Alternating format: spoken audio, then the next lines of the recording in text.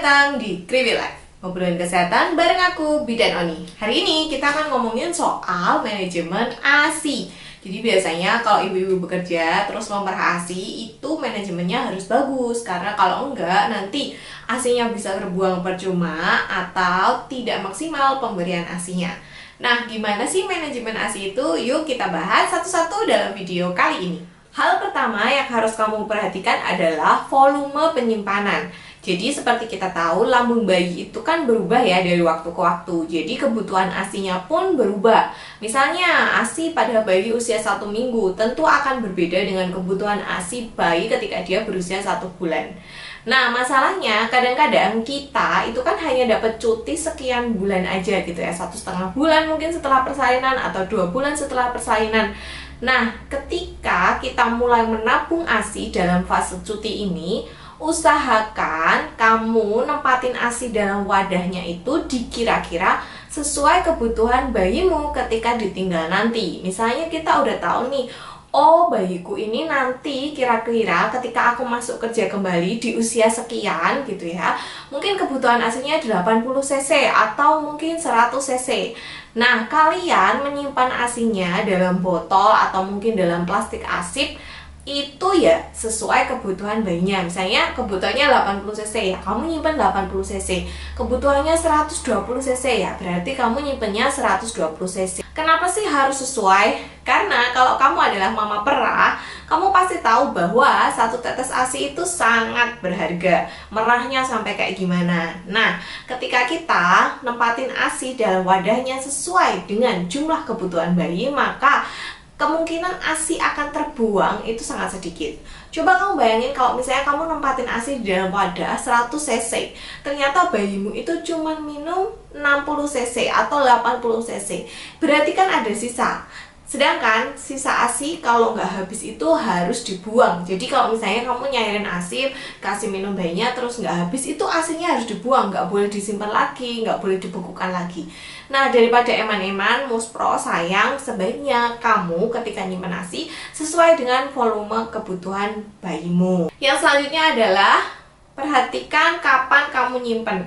Jadi memang setiap botol asip atau plastik asip itu harus kamu kasih label gitu. Kamu kasih nama anakmu, tanggal berapa ini merahnya, kalau perlu jam berapa dan berapa cc. Ini nanti sangat memudahkan kita ketika mau mencairkan ASI atau melihat apakah ASI ini masih baik atau enggak. Seperti yang sudah pernah aku bahas di video yang lalu tentang lama penyimpanan ASI dalam berbagai macam kondisi. Nah, ketika kamu nyimpan ASI dalam freezer dan kamu tahu, oh ini ternyata udah 3 bulan yang lalu nih ASInya, kira-kira masih bagus gak ya? Itu kamu tahu karena kamu tuh kasih label waktu. Kalau misalnya nggak kamu kasih label waktu, ini ASI kapan ya nyimpennya, ini yang baru kemarin atau yang dulu, nggak tahu gitu. Akhirnya yang dikasih ASI ke anaknya adalah ASI yang sudah kurang bagus, seperti itu. Jadi memang selain kamu perhatikan volumenya, kamu juga catat itu kapan kamu merahnya, kapan kamu nyimpennya, dan ditaruhnya di bagian mana, itu harus diingat-ingat. Kalau perlu kamu print deh itu tabel penyimpanan ASI, terus kamu tempel di kulkas sebagai pengingat, karena kita manusia kan cepat lupa. Atau kamu bisa pasang reminder di handphone gitu, jadi supaya kita tahu, oh ternyata aku masih punya stok lama nih gitu. Kenapa harus memperhatikan? Karena ini akan berhubungan dengan poin selanjutnya. Metode selanjutnya ini lumayan penting gitu. Jadi kita kenal ada yang namanya FIFO, first in first out. Ini adalah metode di mana ASI yang pertama kali disimpan itulah yang pertama kali diambil. Yang kedua ada LIFO, last in first out. Jadi ASI yang paling baru kamu simpan itu yang kamu ambil. Nah, mana sih yang sebenarnya paling bagus gitu? Sebenarnya ASI itu kan adalah cairan kehidupan. Disebut cairan kehidupan karena dia itu selalu berubah gitu. Misalnya nih, ketika bayi baru lahir, ASInya itu pasti lebih banyak mengandung antibodi. Karena apa? Karena ketika bayi lahir, dia masih ibaratnya polos, kosong gitu. Padahal di dunia ini banyak banget kuman, bakteri gitu. Akhirnya Tuhan ngasih ASI yang dia banyak antibodinya supaya bayimu ini kebal, punya antibodi terhadap bakteri-bakteri, kuman, dan virus jahat yang ada di dunia. Nah, seiring bertambahnya usia bayi, maka nutrisi yang dalam ASI ini pun akan berubah-ubah terus. Ini adalah salah satu alasan kenapa kalau kamu mau nyari donor ASI atau kamu mau mendonorkan ASI, usahakan usianya sama dengan anakmu, seperti itu. Nah, kalau kita pakai ASI perah dan kita pakai metode first in first out alias ASI yang kita ambil itu yang pertama kali kita simpan. Bayangin misalnya kamu nyimpan ASI ketika bayimu usia 1 bulan dan itu diberikan ketika bayimu mungkin berusia 3 bulan. Tentu saja nutrisinya akan sudah sangat berbeda, ya kan? Tapi kalau nggak kayak gitu, misalnya kita mau ambil yang LIVO, last in first out, lah ASI yang dulu ditabung itu nanti kalau malah jadi basi gimana? Nah, solusinya kalau aku dulu itu aku pakai metode campuran gitu. Jadi dulu itu aku urutin nih. Jadi kan paling bagus itu kan direct fresh breastfeeding nomor 1. Lalu selanjutnya adalah ASI perah segar. Yang selanjutnya lagi ASI perah yang sudah ditaruh di dalam chiller atau kulkas bagian bawah. Selanjutnya lagi baru ASI perah beku. Nah, ASI perah beku ini masih dibagi lagi jadi ASI perah beku yang baru aja dibekukan dan ASI perah beku yang udah kita tabung zaman dulu. Nah, dulu aku pakai metode kombinasi. Jadi, misalnya nih, aku kan tahu ya, kalau misalnya aku tinggal kerja nih, anakku si Kaira itu dia butuh berapa sih? Berapa botol ASI sih gitu. Nah, itu dihitung. Misalnya dia butuh 6 botol ASI. Ini akan aku kombinasikan. Misalnya, sebelum kerja aku perah dulu ASInya. Berarti itu aku punya ASI perah segar. Udah 1 kan? Masih 5 nih. Nah, ternyata kemarin aku di kantor, aku merah ASI juga. Terus kemarin aku dapat 3 botol ASI. Ya udah, yang perahan kemarin di kantor itu nggak aku bekuin dulu, aku taruh di chiller. Jadi bisa aku kasih ke Kaira 2 misalnya. Nah, yang 3 ini nanti kombinasi. Yang zaman dulu first in first out-nya 1, yang last in first out-nya 2, atau bisa dibalik, yang Vivo-nya 2, LIVO-nya 1 gitu. Nah, nanti kalau misalnya aku kerja kan di kantor aku merah gini pastinya ya kan. Nah, merah misalnya aku dapat 4 kantong ASIP atau 3 kantong ASIP. Nah, berarti dari 3 ini yang 2 aku simpan buat bekalnya Kaira besok, yang 1 baru aku bekukan untuk ditabung kayak gitu. Nah, itu manajemennya terserah kalian gitu, tapi usahakan kombinasi. Supaya apa? Supaya tabungan kita terpakai juga dan anak kita juga dapat nutrisinya.